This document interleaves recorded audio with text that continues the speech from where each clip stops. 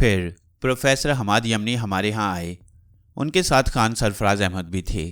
Professor Hammad यमनी का इस्तकबाल Ilyas Hussain, Qadeer bag और जब्बार हुसैन के अलावा तमाम अहले ख़ानदान ने किया और इलियास हुसैन, जो शायद होटल जाकर प्रोफेसर यमनी से मुलाकात कर चुके थे, बड़े मसरूर अंदाज में एक एक से प्रोफेसर का तारुफ करा रहे थे। मुझे सिगार राज में रखा गया और खुसूसी तौर पर मुझसे कोई तारुफ नहीं कराया गया। इसके बाद बड़े कमरे में नशिस्त जम गई। दुनिया जहाँ की बातें होने लगी। मैं भी एक गोशे में मौजूद था और सादा निगाहों से प्रोफेसर हमाद यमनी को देख रहा था, जिनके बारे में अजीबोगरीब कहानियाँ सुनाई गई थीं। बहुत सी बातें होती रहीं। फिर दोपहर का खाना बड़े एहतमाम के साथ खाया गया और हैरानकुन बात यह थी कि जब्बार हुसैन भी उस खाने के सिलसिले में पेश नजर आ रहे थे और इतनी चीज़ें तैयार करा ली थी उन्होंने कि देखकर हैरत होती। शायद कभी भी इस मेज़ पर इतनी सारी अशिया न लगी होंगी और इससे एक ही अंदाज़ा होता था कि शायद ज़मीनों का मामला तय हो गया है और जब्बार हुसैन को ये ज़मीनें उनकी ख्वाहिश के मुताबिक मिल गई हैं। बाहर तौर मेरे सोचने की बात नहीं थी और ना ही मैं हर मामले में टांग अड़ाने का आदी था। बस जो मामला मेरी अपनी ज़ात से दिलचस्पी रखता था मैं उसमें हिस्सा लिया करता था, वरना मेरी ज़िंदगी एक आम सी ज़िंदगी ही थी। खाने के बाद बड़ी होशियारी से इलियास हुसैन ने शतरंज का तज़किरा निकाल दिया और कहने लगे, भाई प्रोफेसर, एक बात बताओ, शतरंज का शौक़ तुम्हारा झोंका तू है या आजकल कुछ गड़बड़ हो गई है? नहीं मिस्टर इलियास हुसैन, भला शतरंज ज़िंदगी में कभी साथ छोड़ती है? मैं शतरंज के सामने दुनिया का हर काम भूल जाता हूँ। कितने गेम हारे, कितने गेम जीते, हारना मेरी फितरत में नहीं है, ये बात तुम अच्छी तरह जानते हो। हाँ, हो सकता है। वैसे एक बार तो मुझसे हार गए थे, सिर्फ एक बार। उसके बाद हमाद यमनी ने सवाल किया, मियाँ बस एक बार ही काफ़ी है। वैसे क्या ख्याल है, बाजी लगाई जाए? तुम सामने आ जाओ और शतरंज ना हो, ये कैसे मुमकिन है? ये कदीर बेग भी बहुत अच्छा खेलते हैं, बल्कि मुझसे अच्छा खेलते हैं। तो फिर पहले इन्हीं के साथ हो जाए, हमाद यमनी ने कहा। शतरंज की बाजी लगी। जब्बार हुसैन को तो इससे कोई दिलचस्पी नहीं थी। मैं था, कदीर बेग साहब थे और बाकी इलियास हुसैन साहब, हमाद यमनी, खान सरफराज साहब भी थे। गालिबन यही वो साहब थे जिनकी फरमाइश पर होटल में शोबदेबाजी दिखाई गई। शतरंज शुरू हुआ। कदीर बेग का मुकाबला हमाद यमनी से शुरू हो गया। हमाद यमनी शायद शतरंज की बाजी के सिलसिले में किसी शोबदागरी का मुजाहरा नहीं करते थे, चुनाचे बड़े गौरखोज से चालें शुरू हो गईं। मैंने भी इस मामले में किसी के खेल में मदाखलत नहीं की। बाहर तौर पल्ला हमाद यमनी ही का भारी रहा और कुछ देर के बाद मिर्ज़ा कदीर बेग को मात हो गई। मैंने मुस्कुराती निगाहों से इलियास साहब को देखा और इलियास साहब ने सरसरी अंदाज में कहा, भाई बड़े बड़ों से खेले होगे तुम, बड़े बड़ों को हराया होगा, अब ज़रा हमारे इस शागिर्द से भी मुकाबला कर लो। इशारा मेरी तरफ था। पहली बार हमाद यमनी ने मुझे देखा, मुस्कुराते रहे और बोले, ये बच्चा शतरंज खेलना क्या जानता होगा, इलियास साहब आप आइए। जी नहीं, पहले शागिर्द से मामला तय कर लो, उसके बाद उस्ताद की उस्तादी आजमाना। तुम्हें नहीं हराया तो फिर मेरा नाम इलियास हुसैन ही क्या? इलियास हुसैन ने गालिबन ये अल्फाज मेरे भरोसे पर कहे थे। हमाद यमनी ने गर्दन हिलाते हुए कहा, ठीक है भाई, तुम्हारे मेहमान हैं, जिसे चाहो खिला दो। शतरंज की बाजी जम गई। इलियास हुसैन साहब ने मुझे हमाद यमनी के सामने बिठा दिया और इसके बाद चालों का आगाज़ हो गया। हमाद यमनी ने 2 चालें चलीं और बिलाशुबा शतरंज के खेल के सिलसिले में ये इंतहाई शानदार चालें थीं, मगर अब मुझे उनका तोड़ करना था। मैंने एक चाल चली और हमाद यमनी शतरंज पर गौर करने लगे और उसी वक्त मैंने उनके जहन में अपना ख्याल डाल दिया। मैं उन्हें एक मोहरा चलने का मशवरा दे रहा था। हमाद यमनी ने हाथ आगे बढ़ाया ही था कि दफ़अतन उनके पूरे जिस्म को एक झटका लगा और वह चौंक कर इधर उधर देखने लगे। फिर उन्होंने मेरी तरफ देखा। मैंने सादगी से निगाहें शतरंज पर जमा दी, लेकिन मैं चश्मे तसव्वुर से हमाद यमनी को देख रहा था। उनकी निगाहें मुझ पर जमी हुई थीं और वह शदीद हैरत का इजहार कर रहे थे, लेकिन किसी और ने यह बात महसूस नहीं की, या फिर हो सकता है इलियास हुसैन साहब महसूस कर रहे हों। हमाद यमनी ने वही चाल चली जिसकी मैंने हदायत की थी और मैंने जवाब में दूसरी चाल चल दी। हमाद यमनी देर तक शतरंज पर गौर करते रहे। इसके बाद उन्होंने एक मोहरे की जानिब हाथ बढ़ाया और मैंने फिर उन्हें रोका। नहीं, तुम यह मोहरा नहीं चलोगे, बल्कि वो मोहरा चलना है तुम्हें। हमाद यमनी के जिस्म को फिर उसी तरह एक झटका लगा और वह फटी फटी आंखों से मुझे देख रहे थे। इसके बाद उन्होंने सिर्फ मेरी हदायत पर अमल किया और वही चालें चलते रहे जो मैं उन्हें बताता रहा। नतीजा ये हुआ कि वह आसानी से हार गए। उन्होंने सादगी से अपनी हार का इतराफ़ किया और मेरी बेपनाह तारीफ़ें करते रहे। इसके बाद उन्होंने इलियास हुसैन को दावत दी और इलियास हुसैन ने जल्दी से कहा, मामला अभी शागिर्द ही से रहा। खैर चलो, हम इखलाकन तुमसे एक बाजी हार लेते हैं। बाजी जम गई और चालें शुरू हो गईं। हमाद यमनी बेहतरीन चालें चल रहे थे, लेकिन मैंने मदाखलत की और एक बार फिर हमाद यमनी के जहन पर काबिज हो गया और उन्हें हदायत देता रहा। और आज दूसरी बार फिर हमाद यमनी अलियास साहब से हारे थे। उन्होंने फीकी मुस्कुराहट के साथ कहा, भाई ऐसा लगता है इस मुल्क में आकर शतरंज के सिलसिले में हमारी तकदीर हो गई है। खैर हार गए, कोई बात नहीं। हाँ मियाँ, ज़रा तुमसे एक बाजी और खेलेंगे, उन्होंने मुझसे कहा और मैंने शाने हिला दिए। उस दूसरी बाजी में मैं हमाद यमनी के जहन पर पूरी तरह काबिज रहा और उन्हें मोहरे आगे चलने की हदायत देता रहा और उन्हें मोहरे आगे चलने की हदायत करता रहा। ये तीसरी बाजी भी हारने के बाद हमाद यमनी ने खेल ख़त्म कर दिया और घड़ी देखते हुए बोले, अच्छा अब इजाज़त। और थोड़ी देर के बाद वो वहाँ से चले गए। मेरे खेल की खूब तारीफ़ें होती रहीं और तरह तरह की पेश गोइयाँ मेरे बारे में की जाती रहीं। वाली साहब को भी शाम में ये सारी तफसीलात बताई गई और अलियास हुसैन साहब ने कहा, मियाँ रफ़ीक अहमद, यूँ समझ लो ये बच्चा तुम्हारा मुस्तकबिल तामीर करेगा और तुम्हें दुनिया भर में रोशनास करा देगा, मेरा दावा है। आज एक ऐसे देव को पिछाड़ा इसने जो किसी तौर काबू में ही नहीं आता था। वालिद साहब खुश खोंटों पर जुबान फेर कर रह गए। मेरे साथ जाने की इजाज़त तो दे दी थी उन्होंने, लेकिन ज़ाहिर है औलाद का मामला था, किसी कदर अफसुर्दगी का शिकार थे और गालिबन मेरे बाहर जाने से खुश नहीं थे। लेकिन मेरे मुस्तकबिल का मामला भी था और फिर इतने अफराद थे घर में कि अगर एक आदमी को मुस्तकबिल बनाने के लिए कोई चांस मिल रहा था तो उसे मौका ना देना बहुत ही अफसोसनाक अमर था, क्योंकि वो ये बात अच्छी तरह जानते थे कि बजाते खुद वो उनमें से किसी के मुस्तकबिल के लिए कोई बड़ा कारनामा सरंजाम नहीं दे सकते। अलियास हुसैन ने तो जैसे अब मेरा मुकम्मल तौर पर ठेका ही ले लिया। मेरे लिए नए नए लिबास सलवाए जा रहे थे और वह खुद मुझे अपने साथ लेकर दर्जी के यहाँ मेरे नाप वगैरह देख कर आते। उनका बेटा और बेटी भी मुझसे ज़्यादा दिलचस्पी और मोहब्बत का इजहार करते। वैसे वो दोनों थे भी बहुत खुश मिजाज और मेरा जहन उनसे मिलता था। घर के दूसरे अफराद अपने अपने मामूलात में लगे रहते और उनका बहुत ज़्यादा ताल्लुक अहले खाना से नहीं था। तमाम भाई बहन पढ़ने लिखने में मसरूफ़ रहा करते। मेरा मामला मुख्तलिफ था, जिसके बारे में यह सब जानते थे कि जब भी इम्तिहान देने बैठूंगा कामयाबी हासिल कर लूँगा। प्रोफेसर हमाद यमनी एक बार और आए और इसके बाद उन्होंने बताया कि वो किसी अहम मसले में शहर से बाहर जा रही हैं। अलियास हुसैन साहब बहुत ही खलंडरे मिजाज के इंसान थे। उन्होंने खुद भी हमाद यमनी के साथ जाने की पेशकश की और कहा कि साथ साथ घूमेंगे, लेकिन हमाद यमनी ने माजरत करते हुए कहा कि जिस काम के लिए वो आए हैं वो उन्हें तन्हा ही सरंजाम देना है। उस दिन उन्होंने मेरे साथ शतरंज की 2 बाजियां खेलीं और मामूल के मुताबिक हार गई। मैं उनसे वही चाल चलवाता रहा जो मेरे हक में हुआ करती और हमाद यमनी के जहन को बार बार झटके लगते रहते। बाहर तौर फिर वो चले गए और इसके बाद 1-1.5 हफ्ते तक उनका कोई तज़किरा नहीं हुआ। अलियास हुसैन साहिब भी अपने मामूलात में मसरूफ़ थे। शतरंज की बाजियां कभी कभी मेरे साथ भी लग जाया करती थीं। वैसे कदीर बेग साहब अब जाने के बारे में सोच रहे थे और उन्होंने शायद अपनी वापसी के दिन का ऐलान भी कर दिया। इस ऐलान से सबसे ज़्यादा खुशी जब्बार हुसैन को हुई। कदीर बेग की वापसी के दिन उन्होंने बड़ी मोहब्बत से कहा, खिदमत में कोई कोताही हो गई हो तो मुआफ़ी का ख्वास्तगार हूँ। नहीं जब्बार साहब, यहाँ जो दिन गुजरे उनका एहसास भी नहीं हुआ। यूँ लगता है जैसे कल ही आया हूँ, बल्कि दिल तो ये चाह रहा है कि अभी यहाँ से जाने का तसव्वुर भी ना करूँ। जब्बार हुसैन हक्का बक्का हो गए। फिर उन्होंने जल्दी से कहा, घरेलू मसरूफियात से भी तो दामन नहीं छुड़ाया जा सकता कि ना जाने वहाँ कितने काम रुके हुए हैं। अरे मियाँ, अब तो मुनाफे की ज़िंदगी गुजार रहे हैं, अपनी मसरूफियात तो पूरी कर चुके हैं। कदीर बेग के अल्फाज जब्बार हुसैन को हौलाए दे रहे थे। उन्हें खदशा होने लगा कि बात बिगड़ने ही वाली है। कदीर बेग कहीं इरादा मुलतवी न कर दें। फिर अचानक अलियास हुसैन ने आकर उनकी मुश्किल हल कर दी।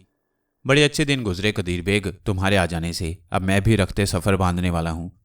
अरे हाँ जब्बार हुसैन, वो ज़मीनों के कागजात तैयार कराए तुमने? जी भाई साहब, वकील को दे दिए हैं। आपकी हदायत के मुताबिक 1 आध दिन में मिल जाएंगे। बस ठीक है। तुम्हारी भाभी और बच्चे कुछ खरीदारी करना चाहते हैं, वक्त तय करके उन्हें साथ ले जाओ। जी बेहतर। जब्बार हुसैन के लहजे पर मुर्दनी छा गई। दूसरी तरफ इस बात के बदले कीमती ज़मीनें मिल रही थीं। उनके इवज़ खरीदारी करानी थी। ना जाने ये खरीदारी क्या हो। वैसे अहमक तो अलियास हुसैन भी नहीं थे। ना जाने ज़मीनों के सिलसिले में क्या तय हुआ था। अगर हिसाब भाइयों का था तो फिर वो खरीदारी भी कोई चीज़ ही होगी, और अगर बाजार हो, खवातीन हो, तो शायद ताजमहल की कीमत भी कम पड़ जाए। मेरे जहन में किसी के लिए कोई ख़ास बात नहीं थी। आम जिंदगी में मैं एक बिल्कुल नॉर्मल शख्सियत रखता था। बस बाज़ मामलात मेरी मर्ज़ी के ताबे होते। फिर मेरी ज़िंदगी में एक और दिलचस्प वाक़या रूनमा हुआ। उस रात मामूल के मुताबिक सारे कामों से फारिग होकर अपने बिस्तर पर लेटा हुआ था यहाँ हम लोग तन्हा नहीं होते थे, बल्कि बहुत से अफराद साथ साथ सोया करते। रात का न जाने कौन सा पहर था, दफातन ही मुझे कुछ आहट महसूस हुई और मैं चौंक कर जाग गया। मैंने इधर उधर देखा। कमरे में हमेशा नीला बल्ब रोशन हुआ करता था, लेकिन उस वक्त ये नीला बल्ब रोशन नहीं था, बल्कि गहरी तारीकी छाई हुई थी। मेरा सोया हुआ जहन कोई फैसला भी नहीं कर सका कि दफातन मुझे यूं महसूस हुआ कि मेरे चेहरे पर कोई चीज़ आ पड़ी हो। कोई नम नम सी शय थी, मगर उससे एक तेज़ बू उठ रही थी और चंद ही लम्हात में वो बू मेरे पूरे वजूद में दाखिल हो गई और मेरा जहन आहिस्ता आहिस्ता सो गया। इसके बाद मुझे कोई होश नहीं रहा, लेकिन ना जाने कितनी देर के बाद होश आया और जो कुछ मैंने देखा वो मेरे लिए नाकाबिल यकीन था।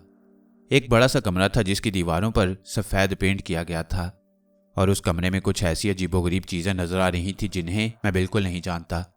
फोटोग्राफरों की दुकानों पर मैंने ऐसी लाइट्स देखी थी जिनसे रोशनी करके तस्वीर बनाई जाती थी। जो चीज़ कमरे में मौजूद थी कुछ इसी किस्म की थी और इसके अलावा कुछ ऐसी चीज़ें भी मौजूद थीं जिन्हें इससे पहले मैंने कभी नहीं देखा।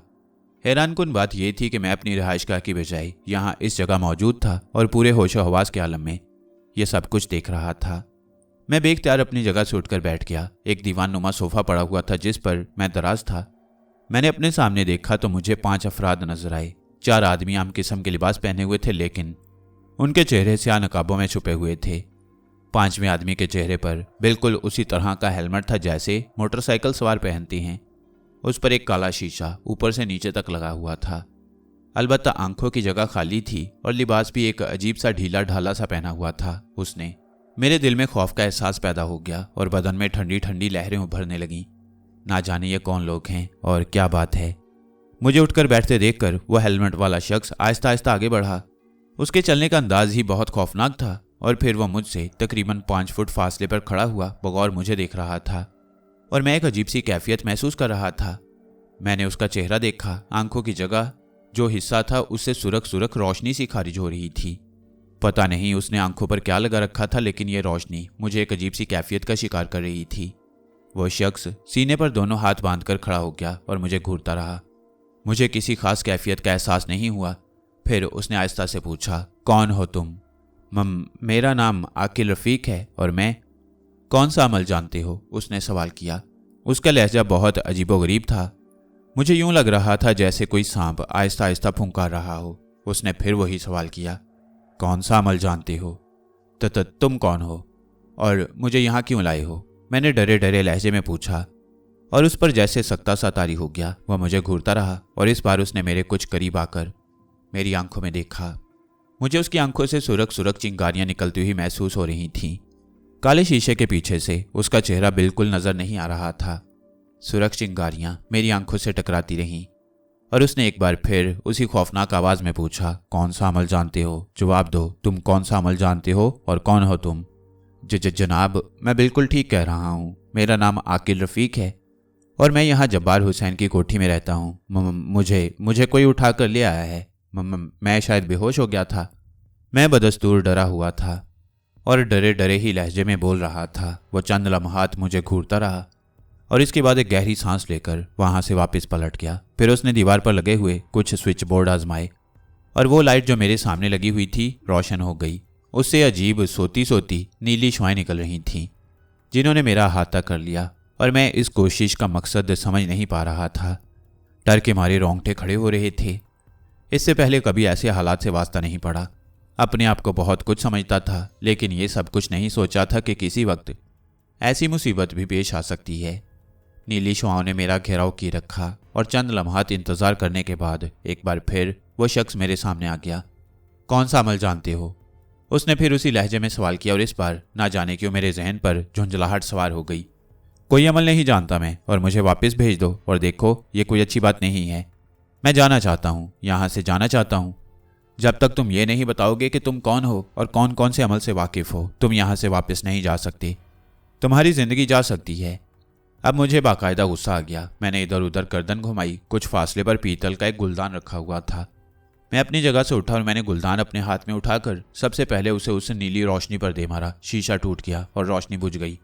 वह शख्स उछलकर पीछे हट गया। उसने अपने चारों साथियों से कहा, इसे पकड़कर इसके हाथ पांव बांध दो। वो चारों आहिस्ता आहिस्ता मेरी जानिब बढ़ने लगे। मुझे खौफ सा महसूस हुआ, लेकिन अचानक ही मुझ पर एक अजीब सा सकूत तारी रह गया। मैंने उनकी जानिब देखा और फिर आहिस्ता से बोला, रुक जाओ, अपनी जगह रुक जाओ। एक लम्हे के अंदर अंदर उनके कदम रुक गए और उस शख्स के मुंह से जो हेलमेट पहने हुए था बेख्तियार निकला, oh my God, my God. मैं अब गुस्से से भर गया था। मैंने इस बात पर गौर नहीं किया और उन चारों नकाबपोशों से बोला, इसे मारो, ये मेरे रास्ते रोक रहा है, इसे मारो। नकाबपोशों की गर्दन आहिस्ता आहिस्ता हेलमेट वाले शख्स की जानिब घूमी और फिर वह पलटकर उसकी जानिब बढ़ने लगे। क्या बकवास है, क्या बकवास है? मैं कहता हूं इसे पकड़ लो और इसके हाथ बांध दो। मारो, इसे मारो, इसे चारों तरफ से घेर लो, मैंने कहा और चारों नकाबपोश उस पर टूट पड़े। वह शख्स एकदम सीधा हो गया, लेकिन बहुत फुर्तीला आदमी था, नकाबपोशों की जद में नहीं आ सका। वह नकाबपोश अब उस पर कूद कूद कर हमले कर रहे थे, लेकिन वो उन्हें घोंसों पर रखे हुए था। उसके घोंसे बहुत ताकतवर थे। जिस नकाबपोश के घोंसा पड़ता वो जमीन पर जा पड़ता और वो शख्स उछलकर उसकी जद से बाहर निकल जाता और वो उन चारों को मारता रहा और फिर उनमें से 2 जमीन पर लेट गए। गालिबन वो बेहोश हो गए थे। बाकी 2 नकाबपोशों को भी वो बार बार हुक्म दे रहा था कि वो रुक जाएं, लेकिन वो मेरी हदायत के तहत अमल कर रहे थे और मुसलसल उस पर हमले कर रहे थे। तब उसने उन दोनों नकाबपोशों के भी जबड़े सहलाए और गालिबन कोई ऐसी ज़रब लगाई जिससे वो होश में न रह सके, और इसके बाद उसने दरवाजे की जानिब छलांग लगा दी। वो दरवाजे से बाहर निकल गया और मैं खुश घोंटों पर जुबान फेर कर इधर उधर देखने लगा। ना जाने क्या था ये सब, क्या था? कहीं मैं कोई ख्वाब तो नहीं देख रहा, लेकिन अंदाज़ा हो रहा था कि यह सब हकीकत है। मेरा बदन पसीना उगल रहा था। अब तक जो कुछ किया था वो बिलाशुबा बड़ी हिम्मत से किया था, लेकिन अब एक बार फिर मुझ पर खौफ का हमला हुआ। आखिर ये सब क्या है? मैं किस जाल में फंसा हूँ? ये सब कौन है और मुझसे क्या चाहते हैं? वो अजीब सा शख्स मुझसे कौन से अमल के बारे में पूछ रहा था और मैं हूँ कहाँ? कहाँ लाया गया है मुझे? मेरे बदन में झुरझुरी सी आ गई। ना जाने कौन सी जगह है ये। रातों रात मुझे अगवा करके यहाँ लाया गया है। अब तक तो जो सूरत हाल हुई थी उसे मैंने कंट्रोल कर लिया, लेकिन अब क्या होगा? वो शख्स इसके बाद क्या करेगा? वो अजीबोगरीब था। बेख्तियार मैंने दरवाजे की जानिब कदम बढ़ाए। कम अज़ कम इस जगह से तो बाहर निकलूं, उसके बाद देखूंगा कि अपने बचाव के लिए क्या कर सकता हूं। लेकिन यह मेरी खामख्याली थी। जो ही मैंने दरवाजे से बाहर कदम रखा, अचानक ही कोई मुझ पर टूट पड़ा। वार इतना नपातुला था और कोशिश इतनी कारगर थी कि मैं अपना बचाव नहीं कर सका। बिल्कुल वैसी ही तेज बू दोबारा मेरी नाक से टकराई। जिस शख्स ने मुझ पर हमला किया था वो वही शख्स था जो मुझे हेलमेट पहने हुए नजर आया। उसने एक कपड़ा मेरे चेहरे पर रखकर उसे पूरी कुव्वत से दबाया और इस तरह मुझे काबू में करने की कोशिश की कि एक लम्हे के लिए मैं बिल्कुल ही नाकारा होकर रह गया। चुनाचे वो बू कारगर हो गई और मेरे हाथ पांव ढीले पड़ते चले गए। कोई एहसास बाकी नहीं रहा। फिर जब सूरज की किरणों ने मुझे जगाया और मेरे नज़दीक लेटे हुए मेरे भाई के दोनों पांव मेरे सीने पर आ पड़े तो मैं चौंक कर जागा। झल्लाए हुए अंदाज में अपने एक भाई को अपने सीने पर से हटाया और दूसरे लम्हे मुझे गुजरे हुए लम्हात याद आ गए। मैं हैरत से उछल पड़ा। मैं तो उसी कमरे में था जहां मैं सोया था। वो तमाम चीज़ें मौजूद थीं जो मुझे अपने घर में होने का एहसास दिला रही थीं। मैं शिद्दत हैरत से उछल कर बैठ गया।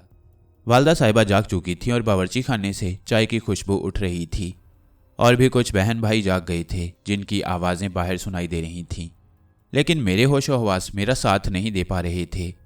वो सब क्या था? क्या एक ख्वाब? क्या सिर्फ एक ख्वाब? मगर वो ख्वाब नहीं था। जिस पर बीती है वही जानता है। सोचने को तो ना जाने क्या क्या सोचा जा सकता है। अगर मैं किसी से मशवरा करूं और ये कहानी उसे सुनाऊं तो मुस्कुराकर सिर्फ यही कहेगा कि मैंने कोई अजीब ख्वाब देखा है। लेकिन वो ख्वाब नहीं था जो कुछ था। उसका असर मैं अपने हिसाब पर महसूस कर रहा था 100%। वो सब कुछ हकीकत थी। मुझे अगवा किया गया था और फिर वहाँ ले जाया गया था और उसके बाद दोबारा बेहोश करके यहाँ पहुँचा दिया गया। ना जाने कितनी देर इसी हालत में बैठा रहा। फिर बाकी लोग भी जागते चले गए और मुझे अपनी जगह से उठना पड़ा। किसी से तज़किरा करने को दिल चाहता था, लेकिन वही एहसास मुझे रोक देता कि कोई इस बात पर यकीन नहीं करेगा, बिल्कुल यकीन नहीं करेगा। चुनाचे खामोशी ही बेहतर है। दिन गुजरता चला गया। मामूलात में कोई ख़ास तब्दीली नहीं हुई। वही रोज़मर्रा के हालात। इलियास हुसैन साहब के साथ भी काफ़ी देर तक बैठा रहा और उन्होंने शतरंज की एक बाजी का प्रोग्राम बनाया, लेकिन मेरा दिल खेलने को नहीं चाह रहा था। मैंने उनसे माजरत कर ली। फिर सुबह से शाम तक के मामूलात में कोई नुमाया तब्दीली ना हुई। जब्बार हुसैन साहब का मसला हल हो गया और यकीनी तौर पर उनकी पसंद के मुताबिक हल हुआ। उनमें एक खूबी थी, अपने चेहरे की कोई तकलीफ छुपा नहीं पाते थे, या फिर ये मेरी देखने वाली आंखें थीं जो इंसान को उसकी गहराइयों तक देख लिया करती। दूसरे दिन दोपहर को खाने के बाद तमाम लोग आराम करने के लिए लेटे हुए थे। मैं इलियास हुसैन की साहिबजादी नगमा से गुफ्तगू कर रहा था।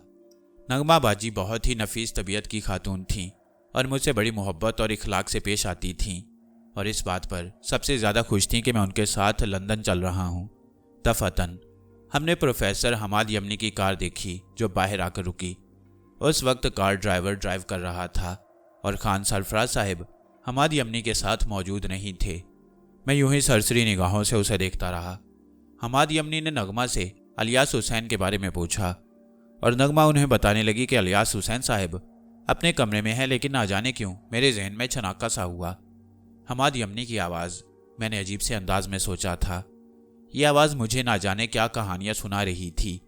अगर मेरा अंदाज़ा गलत नहीं था, और यकीनन गलत नहीं था, तो ये आवाज़ उसी नकाबपोश की थी जिसने मुझे अगवा कराया था, और उस पर इसरार जगह मेरे साथ एक अजीब सलूक किया गया। प्रोफेसर हमाद यमनी, प्रोफेसर हमाद यमनी। इससे पहले मैंने उस वक्त जब हमाद यमनी के साथ शतरंज खेल रहा था उसकी आवाज़ पर गौर नहीं किया, लेकिन अब चूंकि मेरे जहन में वो तमाम तस्वुरात मौजूद थे, चुनाचे उस वक्त हमाद यमनी की आवाज़ ने मुझे चौंका दिया। मैं ज़्यादा शेखियाँ नहीं बिगाड़ूंगा। मुझे अपने आप पर ज़रूरत से कुछ ज़्यादा ही एतमाद था, और इस बात पर मुझे कोई शुबा नहीं रहा कि मेरे साथ जो वाक़या पेश आया उसमें हमाद यमनी का किरदार सरे फहरिस्त था। और जब ये बात यकीन की हद तक पहुँच गई तो फिर भला मेरे जहन में तजस्सुस क्यों ना जागता। हमाद यमनी अंदर चला गया था। नगमा बाजी शायद अभी मुझसे देर तक बातें करने के मूड में थी। मैंने मुस्कुराती निगाहों से उन्हें देखा और बोला, एक थोड़ी देर के लिए इजाज़त चाहता हूँ नगमा बाजी। कहाँ? उन्होंने सवाल किया और मैं अजीब से अंदाज में मुस्कुराया। नगमा बाजी झींप गई थीं। उन्होंने कहा, ठीक है जाओ, और मैं मुस्कुराता हुआ वहाँ से चला आया। मैं जानता था कि इलियास हुसैन साहिब कौन से कमरे में हैं। अपने इस ख्याल की तस्दीक करना चाहता था और ख़ुद गौर करना चाहता था कि यकीनी तौर पर क्या वो शख्स जिसने मुझे अगवा करा के मुझसे कुछ मालूमात हासिल करना चाही थी हमाद यमनी ही था। इलियास हुसैन साहिब के कमरे के अकवी हिस्से में एक खिड़की मेरे लिए करामत साबित हुई। यह खुली हुई थी, और बस इतनी खुली हुई थी कि अंदर की आवाज़ें सुनी जा सकें। इससे अंदर झांकने के लिए खिड़की को मज़ीद खोलना पड़ता, जो मैंने ज़रूरी नहीं समझा। अलबत्ता अपनी समात की बेपनाह कुव्वत मैंने अंदर होने वाली गुफ्तगू पर लगा दी। हमाद यमनी साहिब इलियास साहिब के कमरे में दाखिल हो चुके थे और दोनों रस्मी गुफ्तगू कर रहे थे। इलियास हुसैन ने पूछा, कब वापस आए? जिस काम के लिए गए थे वो हो गया, काफ़ी हद तक। भाई, तुम्हारी यहाँ आमद से मुझे बेहद खुशी हुई। वैसे वापसी का इरादा कब तक है? कोई इरादा नहीं किया अभी। तुम्हारा क्या प्रोग्राम है? हमाद यमनी ने पूछा। बस चंद रोज़ और हूँ, उसके बाद चला जाऊँगा। जब्बार हुसैन कहाँ हैं? अपने कारोबार के सिलसिले में बाहर गए हुए हैं, शाम तक ही वापसी होगी। तुम इत्मीनान से बैठो, परेशानी की क्या बात है? हाँ, मैं बिल्कुल मुतमईन हूँ। ये बताओ क्या पिलाऊँ तुम्हें? नहीं शुक्रिया, अभी ज़रूरत नहीं। ज़रूरत हुई तो मैं तुमसे कह दूंगा। वैसे इस दौरान हमारी गुफ्तगू में किसी की मुदाखलत का तो ख़तरा नहीं है। कोई ख़ास बात है? इलियास हुसैन ने पूछा। बेहद ख़ास। मेरा ख्याल है कोई नहीं आएगा। वैसे मैं दरवाज़ा बंद किए देता हूँ। ऐसी क्या ख़ास बात है? इलियास हुसैन साहब ने आगे बढ़कर दरवाज़ा बंद कर दिया।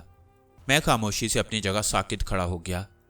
इस तरफ से एक पतली सी गली गुजरती थी जो आमतौर से इस्तेमाल में नहीं रहती। अगर कोई आ गया सो आ गया, वरना और कोई खतरा नहीं था। चंद लम्हात अंदर मुकम्मल खामोशी तारी रही और इसके बाद हमाद यमनी ने कहा, दरअसल इलियास हुसैन, मैं तुमसे उस नौजवान लड़के के बारे में मालूमात हासिल करना चाहता हूँ जिसके साथ तुमने मुझे शतरंज खिलाया था। ओह, तो ये बात है। तुम्हें यकीनी तौर पर इस पर हैरत हुई होगी। शतरंज का इतना शानदार खिलाड़ी बहुत कम निगाहों में आता है। उन लोगों की बात मैं नहीं करता जो बैनुल अक़वामी हैसियत के मालिक हैं, लेकिन जो सिर्फ घरेलू तौर पर और शौकिया तौर पर खेलते हैं, उनमें यह लड़का गालिबन सबसे ज़्यादा हैरत अंगेज़ है। इलियास हुसैन, मैं कुछ और कहना चाहता हूँ। बराह करम मुझे उसके बारे में तफसीलात बताओ। यकीनी तौर पर तुम्हारी संजीदगी किसी खास बात की निशानदेही करती है। उसका नाम आकिल रफ़ीक है। यहाँ एक साहिब रहते हैं उस सामने वाले हिस्से में, जो मुलाजमों के लिए बनाया गया था, लेकिन वो मुलाजिम नहीं है।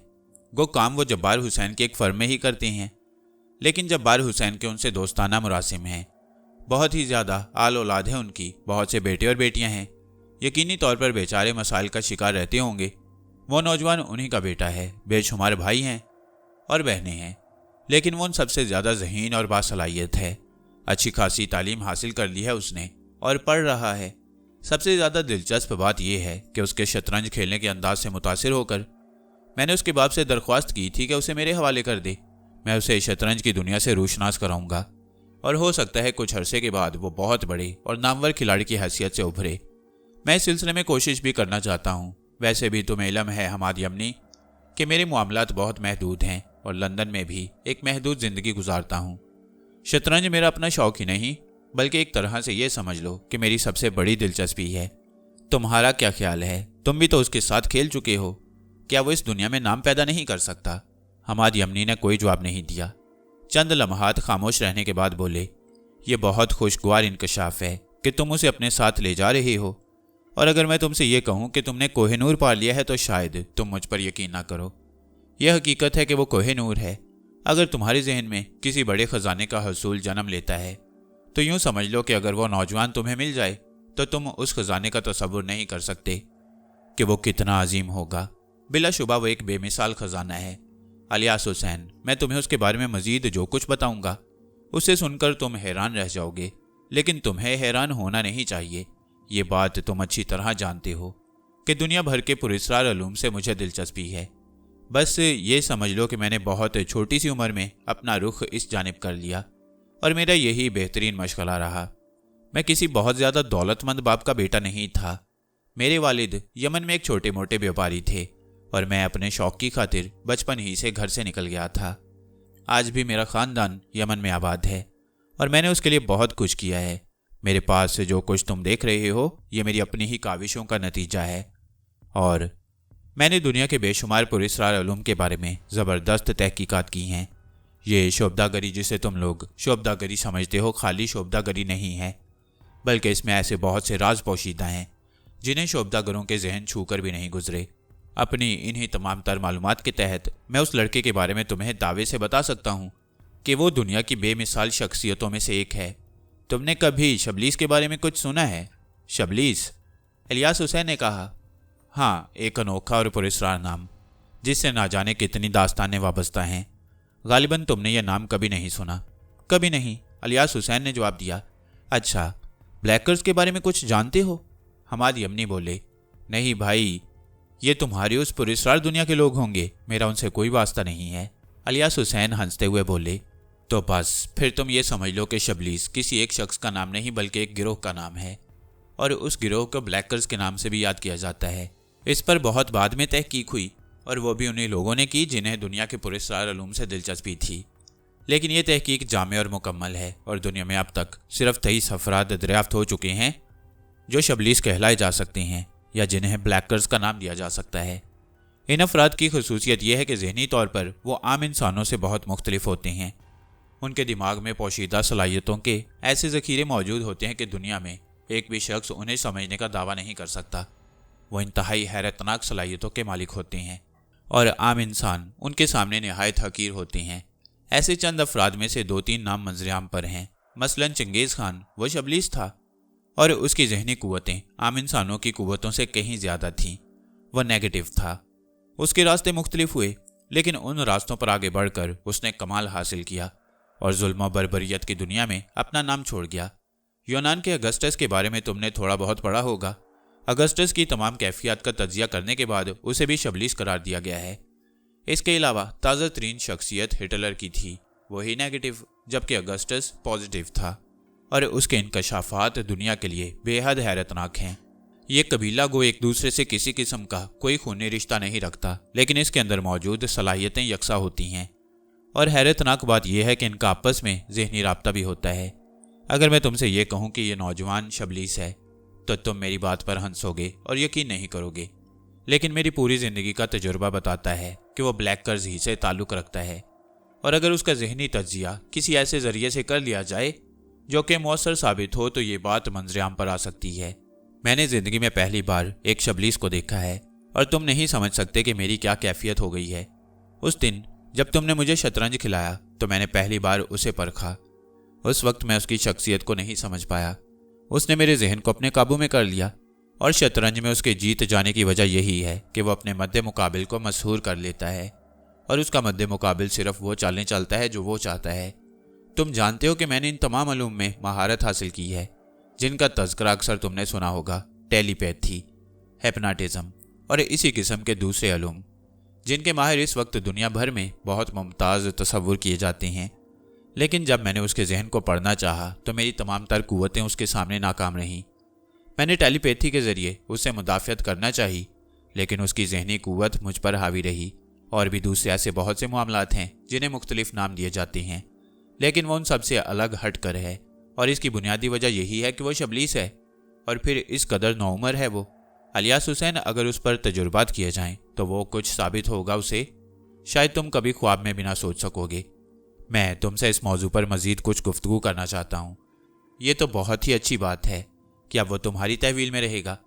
तुम जानते हो अलियास हुसैन कि मैं गलत फितरत का इंसान नहीं हूँ, लेकिन इस सिलसिले में मैं बहुत ज़्यादा उलझ गया हूँ। मैं उसके बारे में मज़ीद तफसीलात जानना चाहता हूँ ताकि मेरे इल्म में इजाफा हो, और इसके लिए मुझे उसकी ज़रूरत है। अगर वो तुम्हारे साथ रहेगा तो मैं समझता हूँ कि मुझे कोई मुश्किल पेश नहीं आएगी। मैं तुमसे इस सिलसिले में दरख्वास्त करूँगा कि तुम मुझे उस पर तजुर्बात करने की इजाज़त दो। उससे ज़रा बराबर नुकसान नहीं पहुँचेगा। जो कुछ तुम उससे चाहते हो वो सब कुछ होता रहेगा। तुम उसे शतरंज के खिलाड़ी की हैसियत से दुनिया भर से रूशनास कराओ। मैं खुद तुम्हारा मददगार साबित होऊंगा, लेकिन मुझे बस उस पर तजुर्बात करने की इजाज़त दे देना जिससे उसे कोई नुकसान नहीं पहुँचेगा। अलियास हुसैन सख्ते किसी आलम में थे। उनका चेहरा तो मैं नहीं देख सका, लेकिन उनकी कैफियत समझ रहा था। खुद मेरे जहन में भी अपने बारे में बहुत से ख्यालात उमड़ आए थे। मेरे ख्याल में हमाद यमनी पागल था, संकी था, न जाने कहाँ कहाँ की उड़ा रहा था। मैं शबलीस हूँ, अबलीस का भाई। मुझे हंसी आ गई। क्या बकवास है? अलियास हुसैन ने सवाल किया। उन्हें ब्लैकर्स का नाम क्यों दिया गया है? हाँ, उम्दा सवाल है। ये नाम कुछ तजुर्बात के बाद तजवीज़ किया गया है। आम इंसानों के दिमागों के एक्सरे लिए जाते हैं, रोशन और वाज़ेह तस्वीर होती है, लेकिन किसी शबलीस के दिमाग का कोई एक्सरे कभी नहीं आ सका। फिल्म हमेशा तारीक रहती है, उसके दिमाग में झांकना नामुमकिन है। मैं कोशिश कर चुका हूँ मगर नाकाम रहा। किसको कर चुके हो? अलियास हुसैन ने कहा, और हमाद यमनी गड़बड़ा गया। बेख्याली में उसने मेरे ख्याल की तस्दीक कर दी और अब मुझे कोई शुबा नहीं रह गया था कि मुझे अगवा करने वाला प्रोफेसर ही था। लेकिन उसने बात बनाने के लिए कहा, हाँ, शतरंज के दौरान मैंने उससे बाकायदा जहनी जंग की है, लेकिन मेरा सारा तजुर्बा उसके ताकतवर दिमाग के सामने बेअसर रहा। यार, वो बच्चा मुझे बहुत प्यारा था, मगर तुमने मुझे उससे खौफजदा कर दिया है। यकीन करो, उससे खौफजदा होने की ज़रूरत नहीं है। वो बेहतरीन दोस्त और मुखलिस साथी साबित होगा, हमाद यमनी ने कहा। एक सवाल और, तुमने आखिरी शबलीस हिटलर को कहा है। जदीद साइंस ने यह जहनी तजुर्बा कैसे कर लिया? कोई और शबलीस दरियाफ्त हुआ था? तुम भूल गए। अलियास हुसैन शबलीस कबीला दुनिया के मुख्तलिफ गोशों में बिखरा हुआ है और उस पर काम करने वाले बदस्तूर जुस्तजू कर रहे हैं। हाँ, किसी नए शबलीस को मंजरेआम पर नहीं लाया गया या लाया नहीं जा सका, मगर तजुर्बात जारी हैं। अलियास हुसैन कुछ परेशान नजर आ रहे थे। फिर उन्होंने कहा, मैं तो सिर्फ उसकी शतरंज से मुतासिर था, तुमने तो उसका ढांचा ही बदल दिया। फिर अब बताओ मुझे क्या करना चाहिए? मुझे ये इल्म नहीं था कि तुम उसे अपने साथ लंदन ले जा रही हो, वरना मैं तुमसे उसका तज़किरा ना करता। लेकिन अब कोई मुश्किल नहीं रही, तुम उसे ले चलो। तुम्हारे मकासद की तकमील में मैं तुम्हारा मुआवन रहूँगा और अपना काम भी करता रहूँगा। हम दोनों अपने अपने तौर पर काम करेंगे, उसे कोई तकलीफ नहीं होगी। अलियास हुसैन कुछ सोचते रहे, फिर बोले, ठीक है, ये एक अनोखा तजुर्बा होगा। मुझे किसी के कदमों की चाप सुनाई दी तो मैं वहाँ से हट गया, मगर मुझे बदस्तूर हंसी आ रही थी। इन लोगों ने मेरी ज़ात को एक पुरस्कार कहानी बताया था और अपनी अपनी हाँक रहे थे। लेकिन मेरा क्या नुकसान है? दुनिया देखी तो जाए कैसी है। ये बूढ़े कुछ भी करें, मुझ पर क्या असर पड़ेगा? और अगर कुछ हुआ तो देखा जाएगा। चुनाचे मैं मुतमईन था। प्रोफेसर हमाद यमनी ने जो अनोखी बातें अलियास हुसैन से की थीं, वो मेरी समझ में बिल्कुल नहीं आई थीं और उन्होंने मुझे बेचैन कर दिया। मैं उनके बारे में सोचता रहा, लेकिन कुछ समझ में नहीं आया। तब मैंने झुंझलाकर उनके बारे में सोचना ही छोड़ दिया। मुझ पर क्या मुसीबत टूट रही है जो मैं परेशान होता। बाद में पता चला कि हमाद यमनी चले गए। अलियास हुसैन भी रखते सफ़र बांध चुके थे और उन्होंने मुझे साथ ले जाने की तैयारियां कर ली थीं। रफ़ीक अहमद साहिब को अल्लाह ने औलाद के सिलसिले में पूरी तरह खुद कफील किया था। एक आध की कमी की उन्हें परवाह नहीं थी, लेकिन वालदा साहिबा ने हर एक पर यकसा मेहनत की थी, इसलिए वह पिछले 1.5 दिन से मुसलसल आंसू बहा रही थीं। आप परेशान ना हो भाभी साहिबा, लोग तो औलाद के मुस्तकबिल के लिए उसे पूरी जिंदगी के लिए खुद से जुदा कर देते हैं।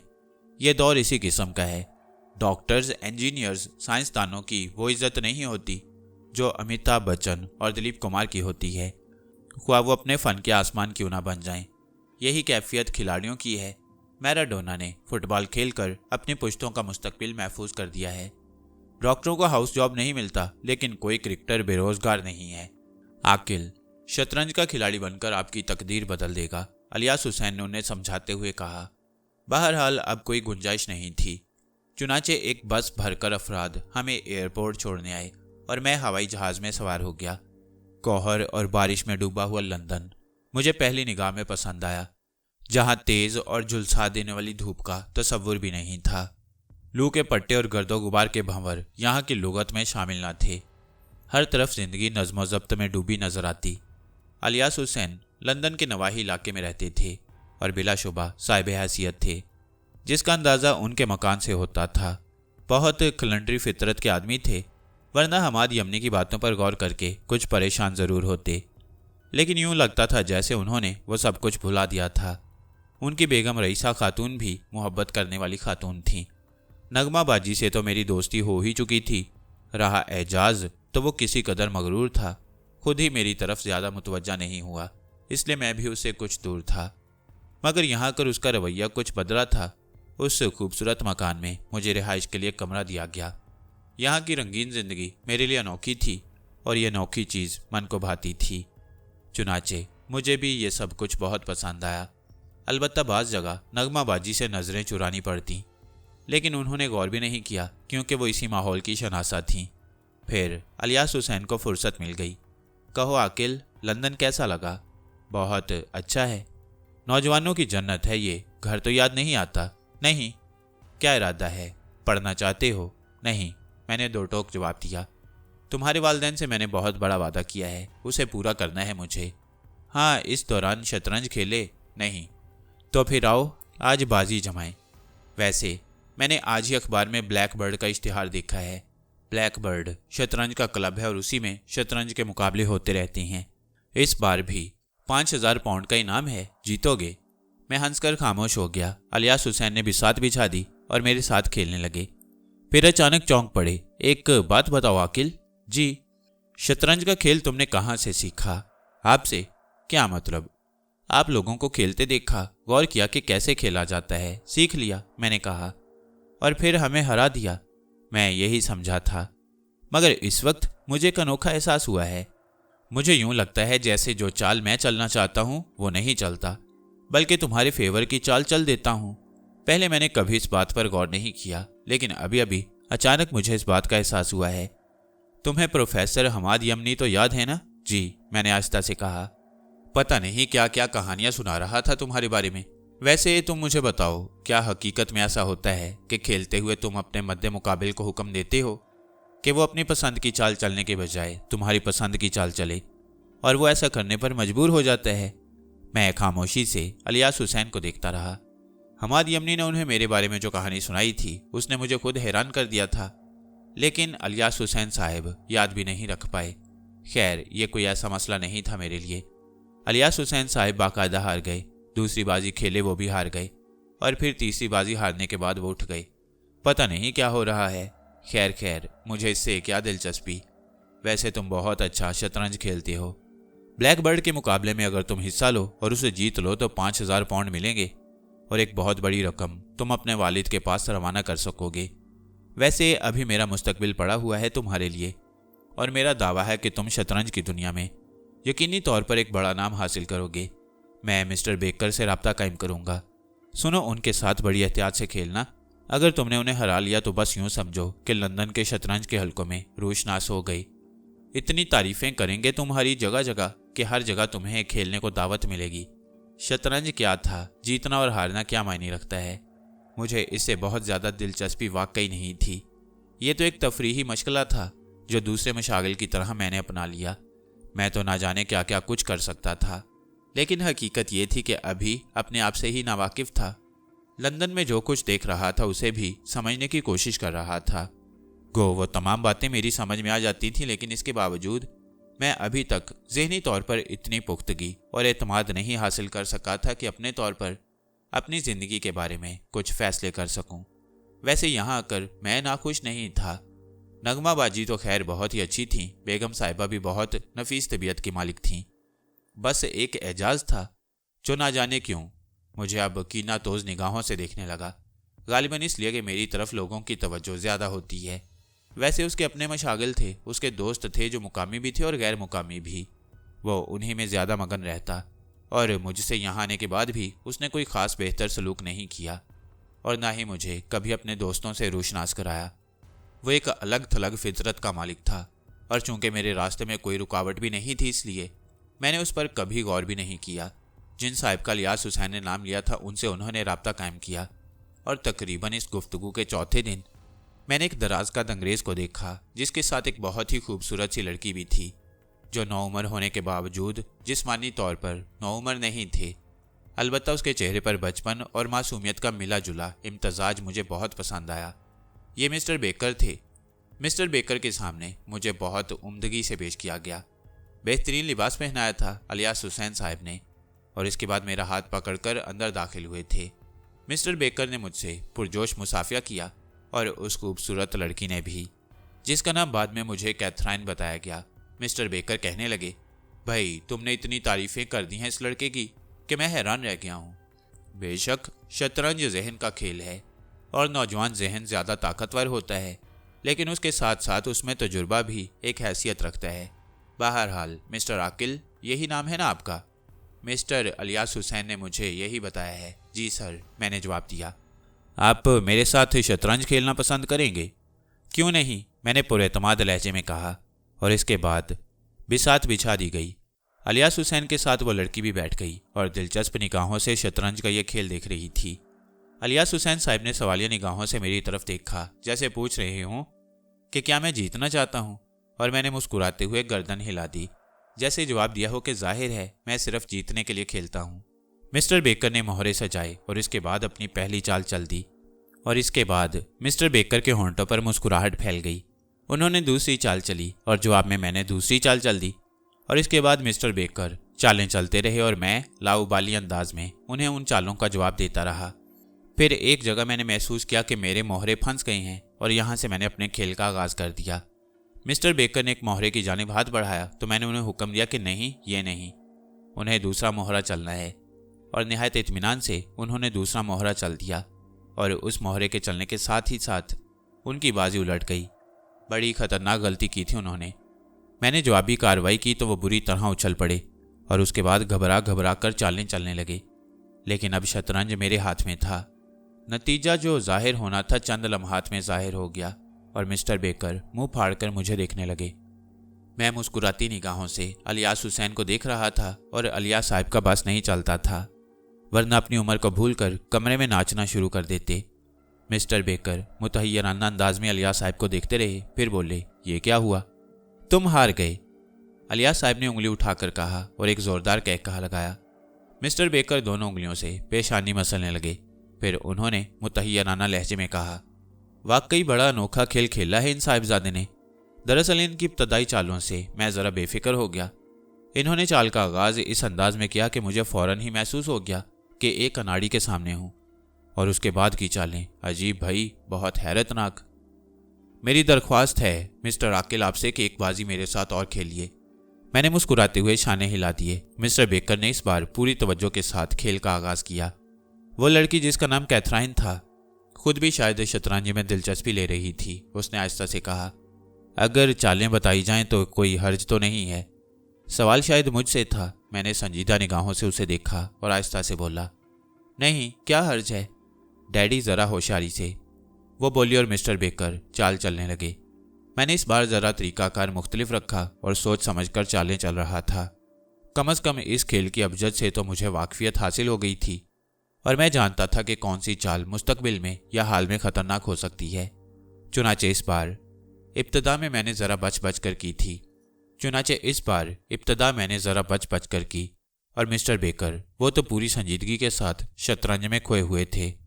और शायद दुनिया को फरामोश कर बैठे थे। फिर मैंने बिसात बदलना शुरू कर दी।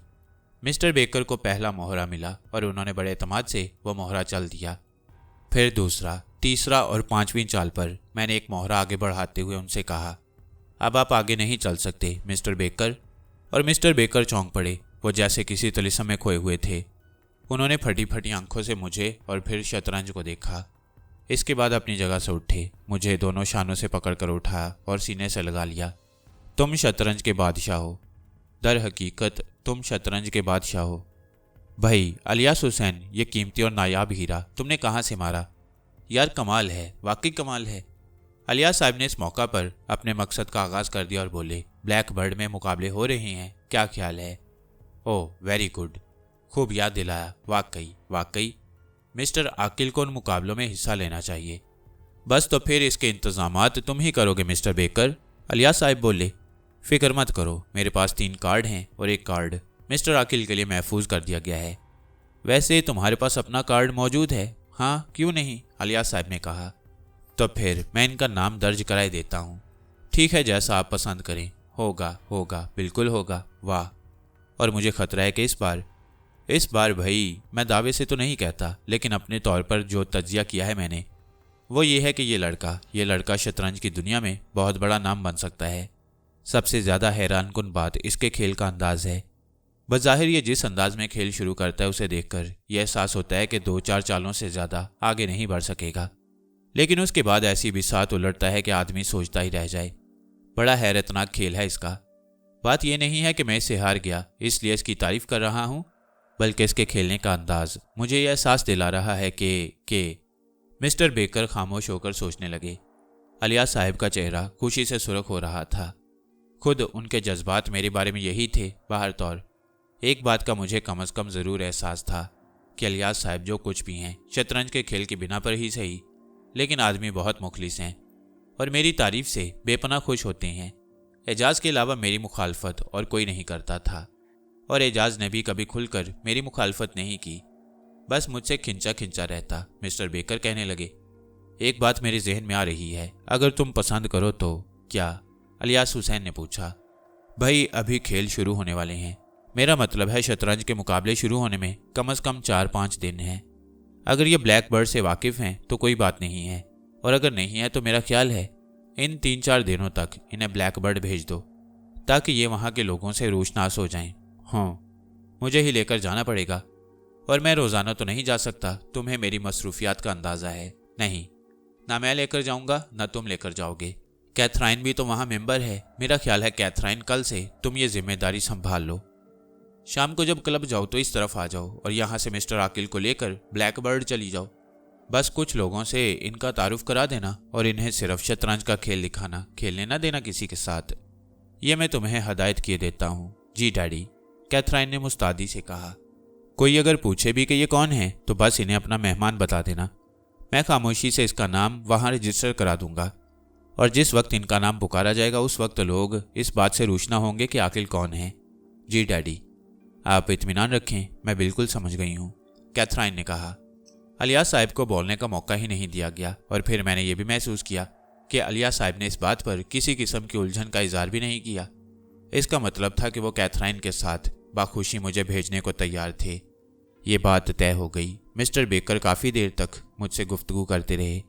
कैथराइन ने भी 2-4 बातें की। अच्छे इखलाक से मिलने वाली लड़की थी, शक्ल सूरत के लिहाज से बहुत हसीन। मुझे भी उसका अंदाज पसंद आया, लेकिन रात को नगमा बाजी ने मुझे बड़ी संजीदगी से समझाया, देखो आकिल, बात दरअसल ये है कि तुम मुझे नगमा बाजी कहते हो। मैं तुम्हें खुद अपने साथ लेकर लंदन के मुख्तलिफ मुकामात पर गई हूँ और अभी बहुत कुछ देखना बाकी है तुम्हारे लिए, लेकिन लंदन की फ़िज़ाओं में एक ख़ास बात है जिसे अपने जहन में महफूज कर लेना। क्या नगमा बाजी? मैंने सादगी से सवाल किया। यहाँ तुम्हें बेशुमार लड़कियाँ मिलेंगी, माशाल्लाह खूबसूरत हो, सेहतमंद हो, बहुत प्यारे लगते हो।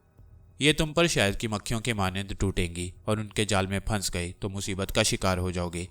कभी भी ऐसे किसी चक्कर में ना फंसना, और अगर कोई ऐसा मसला दरपेश हो तो मुझसे इस मौजू पर बात ज़रूर कर लेना। मैं तुम्हें ऊंच नीच समझा दूंगी। मैं हंसने लगा। मैंने आहिस्ता से कहा, बाजी, अभी मेरा ख्याल है मेरे पास इन तमाम चीज़ों के लिए वक्त नहीं है। हाँ, दरअसल डैडी तुम्हारे बारे में जिस अंदाज से गुफ्तगू करते हैं उससे और जो कुछ मैं वहां देख कर आई हूँ उससे मैंने ये अंदाज़ा खज किया है कि बहुत बड़े कुंबे वाले उस घराने के लिए तुम्हें शदीद मेहनतों की ज़रूरत है ताकि उसे भी एक पुरसुकून ज़िंदगी मिल जाए। वहाँ अपने मुल्क में रहकर वो सब बेशक बहुत कुछ कर लेंगे, लेकिन वहाँ के मसाइल उन्हें इसकी इजाज़त नहीं देंगे कि वो एक अच्छी ज़िंदगी गुजार सकें। चुनाचे तुम्हें उनकी मदद भी करनी है। और फिर मैं समझती हूँ कि कोई भी अपने बच्चों को अपने आप से जुदा करने पर खुशी से आमादा नहीं होता।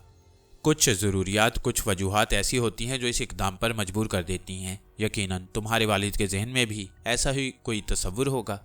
जी जी, कैथराइन के साथ जा रहे हो? कैथराइन बहुत अच्छी लड़की है, लेकिन लड़की है, नगमा बाजी ने कहा और इस बार मैं हंस पड़ा। आप मुतमईन रहें, आपको शिकायत का मौका कभी नहीं मिलेगा। वेरी गुड, मुझे तुमसे यही उम्मीद है, नगमा बाजी ने जवाब दिया। अलबत्ता उस रात मैंने कैथराइन और इस तमाम माहौल के बारे में बहुत कुछ सोचा और मुझे इससे तमाम वाकफियतें हासिल होने लगीं। एक अजीब बात थी जिस पर बाज़ औक़ात मैं खुद हैरान रह जाता। ज़िंदगी के किसी भी मसले पर अगर मैं गहराइयों में उतरता तो उसके राज खुद ब खुद खुलना शुरू हो जाते और मुझे हर बात का जवाब मेरे जहन के अंदर ही से मिल जाता। यकीनी तौर पर यह एक ऐसी बात थी जिस पर मैं खुद कई बार हैरान हुआ, लेकिन उस वक्त मैंने इस अंदाज में नहीं सोचा। मेरा ख्याल था कि हर शख्स को यही आसानियाँ हासिल होती होंगी। बहुत कुछ समझने में कामयाब हो गया, तब मुझे अपनी उन सिफ़ात पर हैरत होने लगी।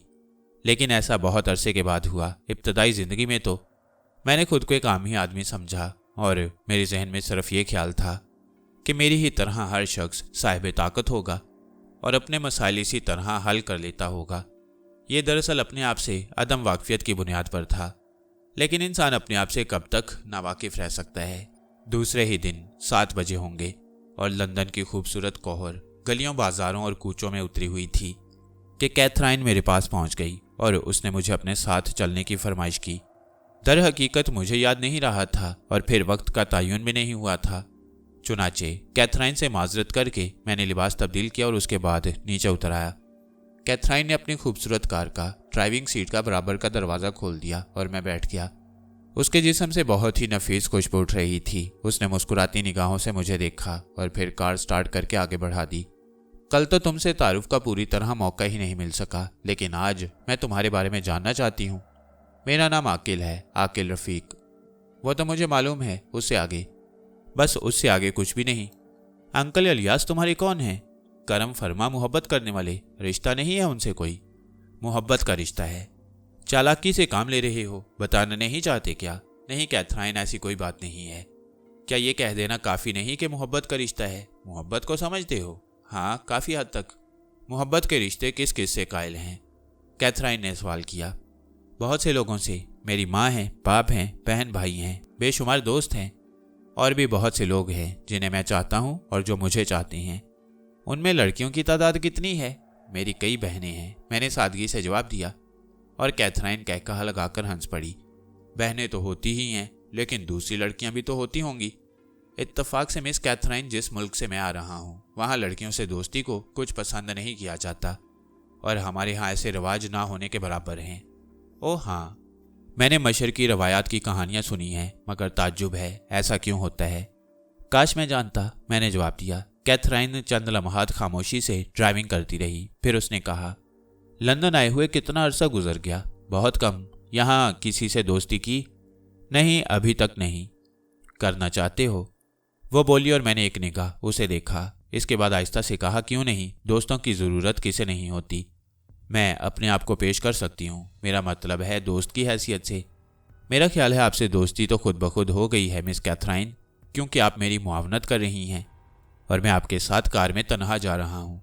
सच जानो, मैंने पहली निगाह में देखकर तुम्हें एक सीधा सादा सा, माफ़ करना बेवकूफ़ सा इंसान समझा, लेकिन तुम बहुत चालाक हो, ख़ास तौर से गुफ्तगू के मामले में इतने शातिर के कहीं लचक ही नहीं खाते।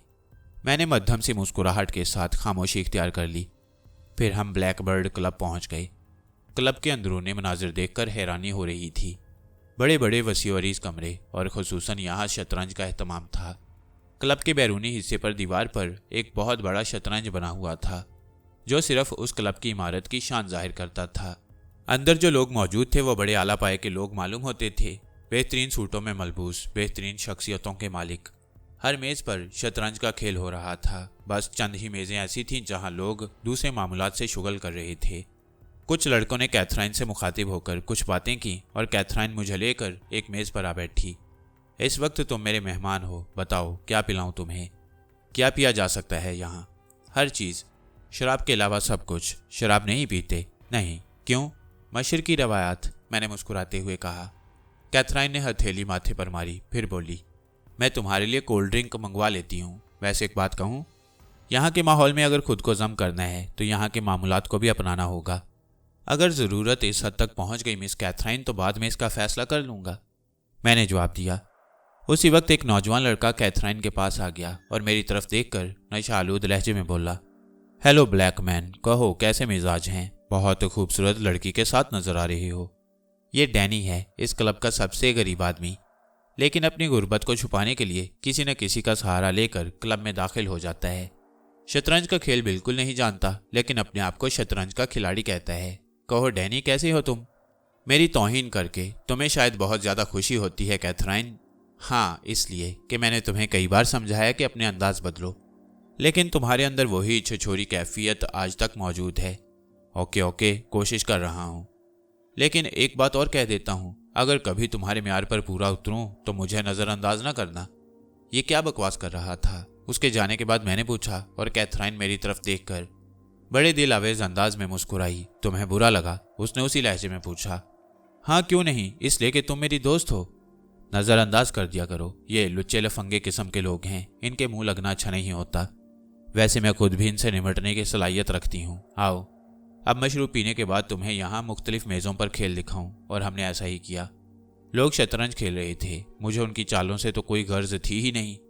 बस मैं उनका जायजा ले रहा था और अपने तौर पर अंदाजे लगाता जा रहा था कि यहाँ का अंदाज क्या था। लेकिन मुझे ना तो खेलने के अंदाज से कोई दिलचस्पी थी और ना किसी और चीज़ से, चूंकि मेरा अपना खेल का अंदाज तो बिल्कुल मुख्तलिफ था। कैथराइन अपनी दानिस्त में मुझे मुख्तलिफ लोगों का खेल दिखा रही थी और उनके खेल से आगाह कर रही थी। उसने कई नामों की निशानदेही भी की। उसने कहा, ब्लैक बर्ड में तुम्हारा मुकाबला जिन लोगों से हो सकता है मैं उनके पास तुम्हें ले जाकर खड़ा करूंगी। अभी 3-4 दिन बाकी हैं, एक एक शख्स से रूशनास करा दूंगी। ज़रा उनके खेलने के अंदाज को गौर से देख लेना। अगर तुम मुझे मेरे ही अंदाज में खेलने दो तो क्या ये ज़्यादा बेहतर नहीं रहेगा? मैंने कहा और कैथराइन चौंक कर मुझे देखने लगी। फिर बोली, जैसा तुम पसंद करो, लेकिन मसला ये नहीं है। दरअसल डैडी ने मुझे जो काम सौंपा है उसकी वजह से मैं ये सारी काविशें कर रही हूँ। वैसे मेरा ख्याल है शतरंज का खेल बस वक्ती ही सी चीज़ है। बात आगे बढ़ गई सो बढ़ गई, खैर छोड़ो, तुम्हारी अपनी मर्जी है। ताहम डैडी मुझसे इस सिलसिले में सवाल ज़रूर करेंगे। कोई हर्ज नहीं है। चलो बताओ कौन कौन से लोग हैं वो? मैंने कहा और काफ़ी देर तक मैं मुख्तलिफ मेज़ों पर खेल देखता रहा। कैथराइन मुझे खेलने वालों के नाम से आगाह करती रही। हम तकरीबन 11 बजे वहाँ से वापस पलटे। कैथराइन ने मुझसे कहा था कि मैं अगर उसके साथ डिनर करूं तो उसे खुशी होगी, लेकिन मैंने उसे माजरत करते हुए कहा, नहीं कैथराइन, इत्तेफाक से इस सिलसिले में मेरी घर पर कोई बात नहीं हुई। उंगली पकड़कर चलने की आदी हो? हाँ, और इसकी वजह यह है कि घर से बहुत दूर हूँ और अपने मेज़बानों को नाराज़ नहीं करना चाहता। कैथराइन खामोश हो गई। फिर वह मुझे घर छोड़कर बाहर ही से चली गई। अलबत्ता दूसरे दिन नाश्ते पर अलियास साहब ने मेरे कान खा लिए और ब्लैक बर्ड के बारे में मुझसे मालूमात हासिल करते रहे। कैथराइन दूसरे दिन भी आई, फिर तीसरे दिन भी, और मैं उससे अच्छा खासा बेतकल्लुफ़ हो गया। इसके बाद उसने कोई ऐसी गुफ्तगू नहीं की थी जो मेरे लिए उलझन का बाइस होती। अलबत्ता तीसरे दिन ब्लैक बर्ड में मेरी मुलाकात अचानक ही मिस्टर हमाद यमनी से हो गई। मैं एक मेज़ के पास कैथराइन के साथ खड़ा हुआ खेल देख रहा था कि अकब से वह मेरे करीब पहुंच गए और उन्होंने हैरान लहजे में कहा, मेरे खुदा, जो कुछ मैं देख रहा हूँ गलत तो नहीं है? यकीनन तुम आकिल रफ़ीक हो ना? हेलो, मैंने मुस्कुराते हुए कहा। कैसे आए भाई? ओहो, तुम्हें आना था। अलियास भी आ गए होंगे। बस क्या बताऊं, तुम लोगों से नहीं मिल सका। यहाँ आते ही फिर एक बार मुझे यहाँ से जाना पड़ा। डेनमार्क गया था और वहाँ खासा वक्त लग गया। ओहो, तुम ब्लैक बर्ड क्लब तक भी पहुँच गई। इसका मकसद कि अलियास बहुत तेज़ रफ्तारी से काम कर रहा है। आऊँगा, उसे मेरा सलाम कह देना और उसे कह देना कि कल मैं उससे मुलाकात के लिए आऊँगा। जी, बहुत बेहतर। खेल देखा यहाँ तुमने? हमाद यमनी ने पूछा। जी हाँ। तुम्हें इस किस्म के खेलों से भला क्या दिलचस्पी हो सकती है? तुम्हारा खेल तो बिल्कुल ही अलग है, हमाद यमनी ने कहा और अचानक ही मुझे वो रात याद आ गई। हमाद यमनी याद आ गया, उसकी आवाज़, उसका लहजा, उसका अंदाज। समझ में नहीं आया कि उस शख्स को दोस्त समझूं या दुश्मन। उसने जो कुछ किया था वो बड़ा अजीब था और उसका जवाब देना मेरे लिए ज़रूरी था। लेकिन मैं जानता था कि इलियास हुसैन साहब से उनके बहुत अच्छे ताल्लुकात हैं और फिर जो गुफ्तगू हुई थी उससे ये जाहिर होता था कि हमाद यमनी सिर्फ मेरे बारे में मालूमात हासिल करना चाहता था। चुनाचे जो जज्बा एक लम्हे के लिए मेरे जहन में पैदा हुआ उसे मैंने थपक थपक कर सुला दिया। वापसी में इलियास हुसैन साहब से हमाद यमनी का तज़किरा ज़रूर किया और इलियास हुसैन के चेहरे पर अजीब से तासुरात फैल गए। काफ़ी देर तक वो उलझन का शिकार रहे। फिर उन्होंने कहा, एक बात कहूँ आकिल, बुरा तो नहीं मानोगे? नहीं अंकल, आप कैसी बातें करती हैं? आपकी किसी भी बात का मैं बुरा मानूंगा? नहीं बेटे, बस यूं ही कह रहा हूँ। हमाद यमनी बहुत अच्छा इंसान है, लेकिन वो जो कुछ है उसे रहने ही दो। तुम उसके चक्कर में फंसना नहीं। मैं अगर कभी तुमसे खुद भी कहूँ कि हमाद यमनी की ख्वाहिश के मुताबिक अमल करो तो तुम इसके लिए मना कर देना। ये समझ लेना कि ये मेरी हदायत है, मैं बुरा बिल्कुल नहीं मानूंगा। बात असल में यह है कि वो जिस किस्म के आदमी हैं वो ज़रा एक अलग शोबा है। मैंने तुम्हारे वालिदैन से वादा किया था कि तुम्हें शतरंज के एक खिलाड़ी की हैसियत से दुनिया से रूशनास कराऊंगा। मैं चाहता हूं कि वैसा ही हो। उससे आगे बात ना बढ़े। वो जो कुछ कह रहा है वो एक अलग कहानी है और चूंकि वो कहानी मेरी समझ से बाहर है इसलिए मैं उस पर कभी भी तुम्हें नहीं चला सकता। समझ रहे हो ना मेरी बात? मेरे होंठों पर मुस्कुराहट फैल गई। इलियास हुसैन की बात मैं अच्छी तरह समझ रहा था। मैंने आहिस्ता से कहा, अंकल, मेरा तमाम तर ताउन आपके साथ रहेगा। आप जो हुक्म देंगे वही होगा। भला किसी और का हुक्म मैं कैसे मान सकता हूँ? वैसे हमाद यमनी के बारे में दिल में कोई बुरा ख्याल मत लाना बेटे। वो आदमी बुरा नहीं है, बल्कि बहुत कुछ होने के बावजूद कुछ नहीं है, क्योंकि गलत रास्तों का राह ही नहीं है। खैर, हो सकता है बात अभी तुम्हारी समझ में ना आए, यह हो सकता है समझ में आ गई हो। अगर समझ में आ गई है तो तुम खुद समझ गए होगे कि मैं क्या कहना चाहता हूँ। मेरी समझ में सिर्फ एक बात आई है अंकल, और वो ये कि आप जानते हैं कि अगर हमाद यमनी आपसे अलग हटकर और आपकी इजाज़त के बगैर कोई काम मुझसे लेना चाहें तो मैं उसे इनकार कर दूं। हाँ, बस तकरीबन यही कहना चाहता हूं मैं। बिल आखिर मुकाबले का दिन आ गया। मिस्टर बेकर इस सिलसिले में काफ़ी कार्रवाइयाँ कर चुके थे। चौथे दिन वो खुद भी मुझे क्लब में मिले। हमाद यमनी भी थे, लेकिन हमाद यमनी और मिस्टर बेकर के दरमियान गालिबन मेरे सिलसिले में कोई बात नहीं हुई। इलियास हुसैन साहिब भी मुकाबले वाले दिन शाम ही को मेरे साथ क्लब पहुंच गए थे। क्लब में जिन लोगों को मुकाबले में हिस्सा लेना था उनकी तादाद 28 थी और उनके नाम बड़े बड़े सुनहरी अल्फाज में आवेज़ा कर दिए गए।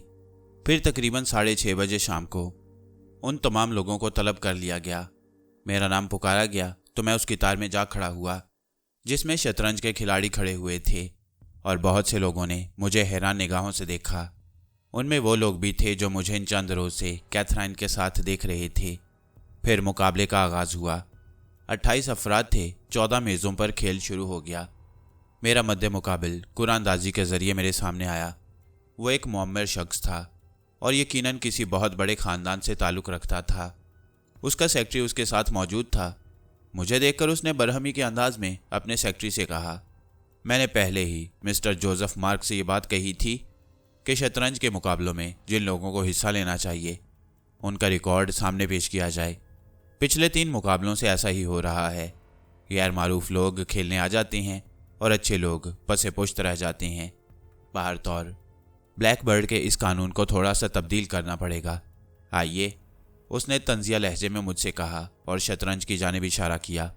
मैं उसके सामने कुर्सी पर बैठ गया। Hamad Yamani, Ilyas Hussain, mister Baker, Katherine और नगमा बाजी वगैरह सभी मौजूद थे और मेरी मेज़ के गिर्द जमा हो गए। और भी बहुत से अफराद थे जिन्होंने हमारे गिर्द जमघट्टा लगा लिया। मेरा मद्दे मुकाबिल जो खिलाड़ी था उसका नाम मिस्टर एमल ग्रेस था। लोग उसे इसी नाम से मुखातिब कर रहे थे। उसका चेहरा किसी बुजुर्ग की तरह था और आंखों में काफ़ी दुरुस्तगी के आसार थे। गालिबन उसे मेरे साथ खेलते हुए अपनी तौहीन का एहसास हो रहा था। उसने खेलना शुरू किया और मैंने अपना वही अंदाज इख्तियार किया। 2-3 उल्टी सीधी चालें चली और एमल ग्रेस का चेहरा और ज़्यादा बिगड़ गया। उसने तमस्खराना निगाहों से चारों तरफ देखा और फिर एक चाल चल दी। 5वीं, 6ठी, 7वीं और 8वीं चाल हुई और इसके बाद मैंने एमल ग्रेस के हाथों की जानिब देखा। उसका हाथ एक मोहरे की जानिब बढ़ा तो मैंने उसे रोकते हुए कहा, नहीं मिस्टर एमल ग्रेस, तुम ये मोहरा नहीं चलोगे, बल्कि तुम्हें अपना घोड़ा आगे बढ़ाना चाहिए। उस तरफ नहीं, इस तरफ। मैंने उसे जहनी तौर पर हुक्म दिया और उसने इत्मीनान से घोड़ा उठाकर उस जगह रख दिया। मैंने उसके जवाब में एक चाल चली तो एमल ग्रेस ने फौरन ही दूसरी चाल की जानिब हाथ बढ़ाया। ये चाल भी उसका दिफा करने वाली थी, लेकिन मैंने इसे भी रुकवा दिया और दूसरी चाल चलने के लिए कहा। चुनाचे एमल ग्रेस ने वो दूसरी चाल चल दी और लोगों ने हैरत से एमल ग्रेस को देखा। मेज के गिर्द खड़े हुए लोगों के मुंह से हल्की हल्की आवाजें निकल गईं। मैंने अपनी चाल चली और एमल ग्रेस एकदम बौखलाकर इधर उधर देखने लगे। मैंने अपनी चाल चली और एमल ग्रेस एकदम बौखलाकर इधर उधर देखने लगा। यूं लगा था जैसे वो ख्वाब से चौंक पड़ा हो। किसी ने बोलने की कोशिश की, लेकिन दूसरे आदमी ने उसे रोक दिया। नहीं प्लीज, बोलना मना है। एमल ग्रेस फटी फटी निगाहों से बिसात को देख रहा था। जो मुसीबत उस पर नाजिल हुई थी वो सिर्फ 2 चालों की बुनियाद पर हुई थी और वो काफ़ी अफसोस मल रहा था कि उससे ये गलती क्यों हुई। फिर बहुत सोचने समझने के बाद उसने बिलाखिर एक चाल की जानिब हाथ बढ़ाया और मैंने उसकी ये चाल भी गलत करा दी। तीसरी गलत चाल चलने के बाद वो दलदल में फंस गया। मैंने मजीद उसके साथ 4 चालें और चली और इसके बाद लोगों के मुंह से तहसीन के नारे बुलंद होना शुरू हो गए। एमल ग्रेस को मैंने सिर्फ चंद मिनट में हरा दिया और एमल ग्रेस अहमकों की तरह एक एक की सूरत देख रहा था। यूं लगता था जैसे उसे अपने हारने का बहुत ज़्यादा रंज हुआ हो। फिर वो एक झटके से अपनी कुर्सी से उठ खड़ा हुआ। मैं मुस्कुराती निगाहों से उसे देख रहा था, लेकिन मेरी आंखों में फ़ख्र व तहसीन के या उसके लिए मजाक उड़ाने के आसार नहीं थे, बल्कि बस एक सादा सा अंदाज था मेरा। एमल ग्रेस ने अपने हाथ से एक कीमती अंगूठी उतारी और मेरी जानिब हाथ बढ़ा दिया।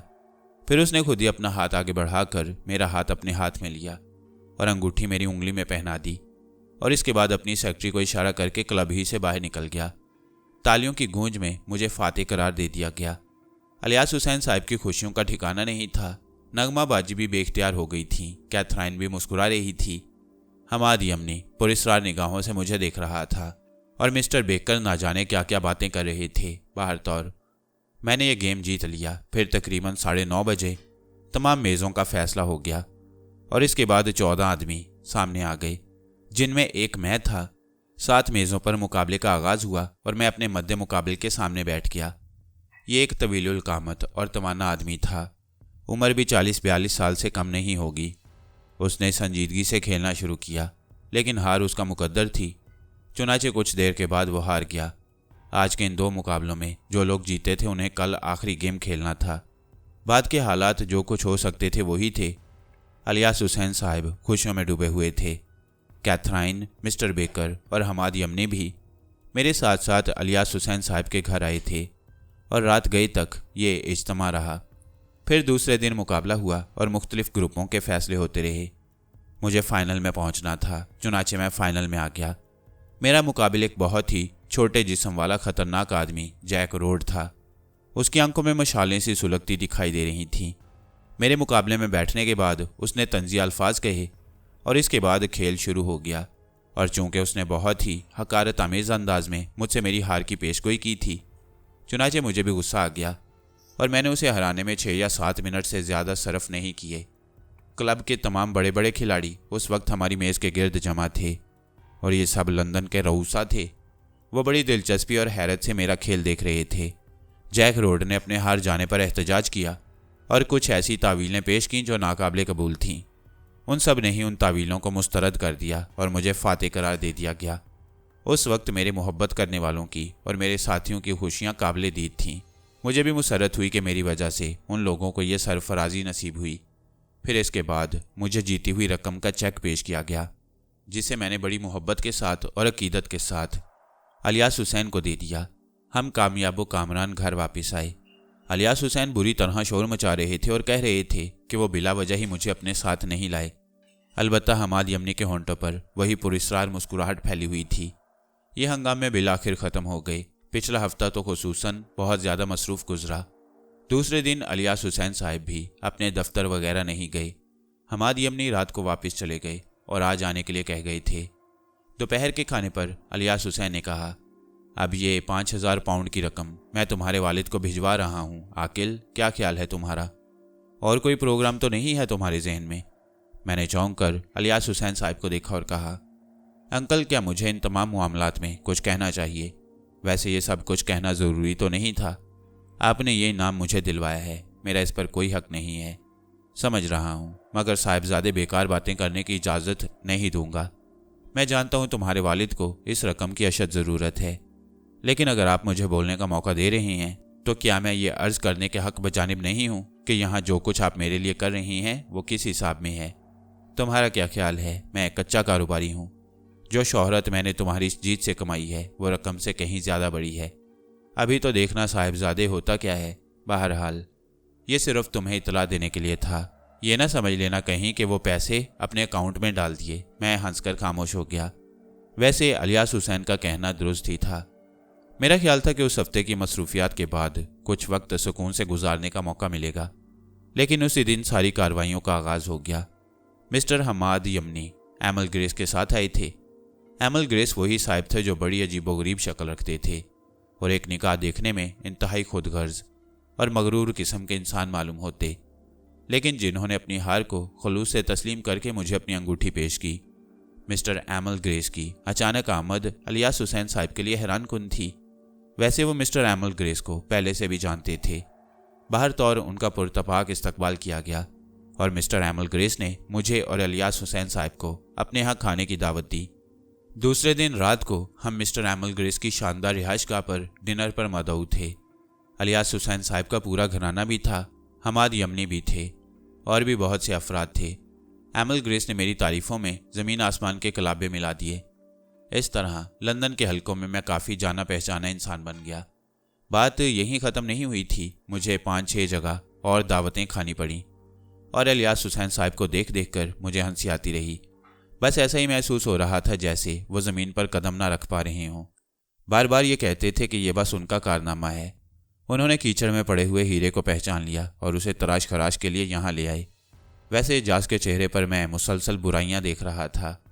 अभी तक मेरे जहन में उसके लिए कोई ऐसा तस्वुर पैदा नहीं हुआ था जो नाखुशगवार होता, लेकिन यह अंदाज़ा लगाने में मुझे, बल्कि मुझे ही नहीं किसी को भी कोई दिक्कत नहीं हो रही थी कि एजाज मेरी इस कामयाबी से, मेरी पजीराई से खुश नहीं है। मैंने सोचा था कि किसी मुनासिब वक्त उससे इस मौजू पर बात करूंगा और उससे समझाऊंगा। बाहर तौर ये कोई ऐसा मसला नहीं था। मिस्टर बैकर और कैथराइन तो अब रोज़ाना ही उनके घर के चक्कर लगाने लगे।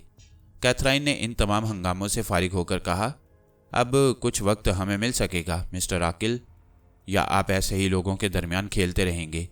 मैंने मुस्कुराते हुए कहा, आपके साथ तो रोज़ाना ही वक्त गुजरता है मिस कैथराइन। नहीं, यहाँ वक्त गुजरना कोई वक्त गुजारना होता है। लंदन बहुत वसी है और बाहर की दुनिया बहुत हसीन। मेरे दिमाग में तो बहुत से प्रोग्राम हैं। तुम्हारा क्या ख्याल है? कल दिन में दस्तयाब हो सकोगे? साउथ एंड चलेंगे। वहाँ पर बहुत खूबसूरत मुकामात हैं जो यकीनन अभी तुमने नहीं देखे। मैंने एक लम्हे सोचा, फिर इस बात पर आमादगी का इजहार किया। तो बस ठीक है, कल मैं तकरीबन 11 बजे तुम्हारे पास पहुँच जाऊँगी, तैयार रहना। मैंने गर्दन हिला दी। दूसरे दिन 11 बजे कैथराइन अपनी वही खूबसूरत कार लिए पहुँच गई। मैं चूंकि उसे वादा कर चुका था इसलिए तैयार था। वैसे भी और कोई प्रोग्राम नहीं था। मिस्टर इलियास हुसैन अपने दफ्तर रवाना हो चुके थे। चुनाचे मैं कैथराइन के साथ चल पड़ा। जिस जगह का नाम कैथराइन ने साउथ एंड बताया था वो बेहद खूबसूरत थी। दर्जनों जदीद और बेहद बुलंदा बाला इमारतें खड़ी हुई थीं और कुर्बो जवार में समुंदर की सैली हुई खुशबू हवाओं के साथ बिखरी हुई थी। एक बहुत ही खूबसूरत और हसीन पार्क यहाँ मौजूद था जिसका एक सिरा समुंदर के किनारे तक चला गया था। एक जानिब बड़ा सा पार्किंग लॉट बना हुआ था। साहिल समुंदर पर लातादाद सफ़ेद बेंचें दूर दूर तक कितारों की शक्ल में बिखरी नजर आ रही थीं। मंजर इतना हसीन था और बादलों की स्याह छाँव में मज़ीद खूबसूरत हो गया था। कैथराइन मेरे साथ नीचे उतर गई और इसके बाद हम चहलकदमी करते हुए साहिली बेंचों की जानिब चल पड़े। कैथराइन ने मुस्कुराते हुए कहा, न जाने तुम्हारे जहन में मेरे लिए क्या तासुर है, लेकिन मैं महसूस कर रही हूँ जैसे मैं अब किसी भी दिन तुमसे नहीं मिलती तो दिल में एक खलिश का सा एहसास रहता है। मैंने आदत के मुताबिक उसकी इस बात का जवाब नहीं दिया। वैसे जवाब मेरे पास था भी नहीं। एक दोस्त की हैसियत से वो मेरे लिए बहुत कुछ थी, लेकिन इससे आगे कुछ नहीं था। मेरी फितरत इन तमाम चीज़ों को कबूल नहीं कर सकती थी, क्योंकि शायद मेरे रास्ते बहुत वसी थे और मैं उनके आखिरी सिरे पर अभी तक निगाह नहीं डाल सका था। हमारी गाड़ी के थोड़े ही करीब एक पीले रंग की वैगन रुकी और उससे 6-7 अफराद नीचे उतर आए। उनका रुख हमारी ही जानिब था। और अंदाज कुछ ऐसा था कि मुझे और कैथराइन को चौंकना पड़ा। कैथराइन सरसराते हुए लहजे में बोली, ये लोग हमारी तरफ इस अंदाज से क्यों देख रहे हैं? वैसे पीले रंग की वैगन को मैंने कई बार देखा है। पहले तो मैंने गौर नहीं किया, लेकिन अब यह अंदाज़ा हो रहा है कि ये हमारे ताक़ुब में आ रही थी। मैं भी उन लोगों की जानिब देखने लगा। उनका अंदाज वाकई बड़ा अजीब सा था और लम्हा बलम्हा हमारे करीब होते जा रहे थे। कैथराइन ने सहमे हुए अंदाज में इधर उधर देखा। आसपास और कोई मौजूद नहीं था और हमारे करीब आने वालों के इरादे बेहतर नजर नहीं आ रहे थे। उन्होंने करीब आकर हमारे गिर्द घेरा बना लिया। मुकामी बाशिंदे थे और लिबास से घटिया नजर आ रहे थे। फिर उनमें से एक ने थूक का पटाखा जमीन पर मारा और खूंखार लहजे में कैथराइन से बोला, लड़की, तुम कमर तक पानी में चली जाओ और उस वक्त तक बाहर ना आना जब तक हम यहाँ मौजूद हैं। मगर तुम लोग क्या चाहते हो? कैथराइन खौफजदा लहजे में बोली। इसे उठाकर पानी में फेंक दो, उस शख्स ने अपने साथियों से कहा और दो आदमियों ने कैथराइन की तरफ कदम बढ़ाए। मगर कैथराइन उछलकर एक बेंच पर चढ़ गई, फिर दूसरी और तीसरी बेंच को फलांग कर समुंदर की तरफ दौड़ती चली गई। इससे कबल के मैं इस बारे में कुछ सोचता अचानक पार्किंग लॉट में एक जीप नमूदार हुई और कैथराइन ने उसे देखते ही मदद के लिए शोर मचाना शुरू कर दिया। जीप खुली हुई थी, उसमें 3-4 अफराद नजर आ रहे थे। दूसरे लम्हे वो पार्किंग लॉट से निकलकर हमारी तरफ बढ़ी और सातों गुंडे उसकी तरफ मुतवज्जा हो गए। देखते ही देखते वो जीप हमारे पास आ रुकी और उसमें से 3 अफराद नीचे उतर आए। चौथी एक स्याह बालों वाली लड़की थी जो जीप में ही खड़ी हो गई। उनकी सूरतें देखकर अंदाज़ा हो गया कि वो मेरी ही तरह मशरकी बाशिंदे हैं, मगर उन 7 के मुकाबले में वो 3 थे और उनमें एक पस्ता कामत और कमज़ोर बदन का मालिक सिख था, जिसकी चिपकी हुई पगड़ी और चढ़ी हुई दाढ़ी उसकी कौमियत का पता देती थी। ओ की होया जवानों, ए साडे बंदे नूं क्यों घेरिया होया है? ओए होए, ए ममोले ने तुहाडा की बगाड़ा भाई? सिख ने कहा और उसी सफ़ेद फाम ने जिसने ज़मीन पर थूका था आगे बढ़कर सिख के गिरेबान पर हाथ डाल दिया। मगर बिजली सी चमकी थी और वह शख्स जिसने सिख का गिरेबान पकड़ने की कोशिश की एक बेंच पर औंधा हो गया। सिख उछलकर उसकी पुश्त पर खड़ा हो गया, फिर वहां से उछला तो उनमें से एक पर आ रहा जो उन बाकी 2 अफराद पर झपटे थे। तीनों एशियाई बाशिंदे मार्शल आर्ट्स जानते थे और उन्होंने उन सातों को गधों की तरह पीटना शुरू कर दिया और वह बर्ग की तरह कौंद कौंद कर उनके बदन सहला रहे थे और बेंचों पर उन्होंने रक्स करना शुरू कर दिया। बेहतरीन फाइट कर रहे थे वो। दुबले पतले बदन का सिख नौजवान तो उन सबका उस्ताद ही मालूम होता था। वो लोग 1 मिनट भी न टिक सके और उन्होंने दौड़ लगा दी। उन तीनों ने चंद कदम उनके पीछे दौड़कर उन्हें फुबकियां दी और फिर रुक गए। जीप में खड़ी लड़की ने गहरी सांस लेकर मुझे देखा और फिर तंजिया से अंदाज में उर्दू में बोली, अपनी यूरोपियन दोस्त को बुलाओ और उससे बताओ कि खतरा टल गया है। मैं उसके तंजिया अंदाज पे हैरान रह गया। कैथराइन खुद ही वापस आने लगी। और की फड्डा पालिया बाऊ इन्ना चिटियां दे नाल? सिख नौजवान ने वापस आकर मुझसे पूछा। पता नहीं, हम इस तरफ सैर के लिए निकल आए थे, ये लोग अचानक ही आ गए। बस बदमाशी और कुछ नहीं। एशियाई बाशिंदों के साथ ये लोग अक्सर ऐसी हरकतें करते हैं, दूसरे नौजवान ने कहा। साढ़े यार दे कोल ते यूरोपियन लाइसेंस भी सी, फिर भी, सिख नौजवान ने कैथराइन की तरफ इशारा करके कहा। जाने दे खाल से, तुझे क्या? वैसे वो वैगन लोकस बनील की थी जिसमें वो भागे हैं। उनमें से एक नौजवान ने कहा, चलोगे कहीं तुम लोग या यहीं खड़े होगे? लड़की तुनक कर बोली, मेरे ख्याल में तुम लोग भी ये जगह छोड़ दो, पार्क इस वक्त खाली है, वो दोबारा आ सकती हैं। एक नौजवान बोला और तीनों वापस जीप की तरफ मुड़ गए। आप लोगों का बेहद शुक्रिया, आपने हमारी मदद की, मैंने 2 कदम आगे बढ़कर कहा और लड़की ने एक तीखी निगाह मुझ पर डाली। उसका अंदाज़ अनोखा था, ना जाने क्यों मुझे ऐसा ही महसूस हुआ। उनकी जीप वापस लौट गई, मगर ना जाने क्यों इस बार वो पार्किंग लॉट पर नहीं रुके थे और पार्क से ही निकल गए। ये ज़रा ताज्जुब खेज बात थी, क्योंकि वो सिर्फ हमारी मदद के लिए तो वहाँ ना आए होंगे। मेरे ख्याल में तो वो तफरीह की घर से आए थे और कैथराइन की चीखों पुकार सुनकर इस तरफ आ गए थे, फिर वापस क्यों चले गए? कैथराइन खौफजदा थी, इसलिए सहमे हुए लहजे में बोली, ना जाने ये सब क्या था। चलो जल्दी यहाँ से, वो वापस ना आ जाएं। चलो, मैंने गहरी सांस लेकर कहा। वो सब कुछ फजूल था। कैथराइन का खौफ भी बजा था। मैं उसे क्या कहता कि अगर वो खुदाई नौजवान ना आ जाते तो अगला मंजर क्या होता। मुझे तो बिल्कुल इत्मीनान था, वो लोग मुझे छू भी नहीं सकते थे और मैं उनका वो हशर करता कि वो ज़िंदगी भर याद रखते। लेकिन ये कहने की बातें नहीं करने की थीं, मुझे मौका ही नहीं मिला। कैथराइन के असाब अभी तक कशीदा थे। जिसका अंदाज़ा उसकी ड्राइविंग से हो रहा था। मैंने कहा, तुम अब भी खौफजदा हो? शायद घर ही चलें। वो बोली, जहाँ दिल चाहे चलो। मैंने कहा, जिन लोगों ने हमारी बरवक्त मदद की वो एशियाई बाशिंदे थे ना? हाँ। मार्शल आर्ट्स जानते थे? बहुत मारा उन्होंने उन मरदूदों को। फासला तवील था। आहिस्ता आहिस्ता कैथराइन की कैफियत बहाल होती जा रही थी। फिर उसने हैरान लहजे में कहा, मगर वो कौन थे? मैं खामोश रहा तो कैथराइन चौंक कर मुझे देखने लगी। तुम मुझसे नाराज़ हो? क्यों? मैंने हैरानी से कहा। मैं समुंदर की तरफ जो दौड़ पड़ी थी, मैं क्या करती? ओह, यकीनन वो मजबूरी थी, मैंने फराग दिली से कहा। और कैथराइन खामोश हो गई। बिलाखिर हम मंजिल पर पहुंच गए। कैथराइन ने कहा, मैं थक गई हूँ, जाना चाहती हूँ। ओके, दोबारा मुलाकात होगी। घर के माहौल में कोई बात नहीं थी। नगमा बाजी के पास जा बैठा। ये लड़की बहुत पसंद है तुम्हें? नगमा बाजी ने मुस्कुराते हुए पूछा। नहीं नगमा बाजी, ऐसी कोई ख़ास बात तो नहीं है। घर तो याद नहीं आ रहा। आप लोग बार बार ये सवाल करके मुझे ये एहसास दिलाते हैं कि ये मेरा घर नहीं है। आप लोग मेरे अपने नहीं हैं। क्यों नहीं, क्यों नहीं? मेरा मतलब ये थोड़ी था, बिल्कुल तुम्हारा घर है। हम लोग तुम्हारे अपने हैं। खुश रहना। वैसे काफ़ी दिन से उधर से कोई राब्ता नहीं कायम किया गया। हाँ, मैं खुद उन्हें ख़त लिखने के बारे में सोच रहा हूँ। बात आई गई हो गई।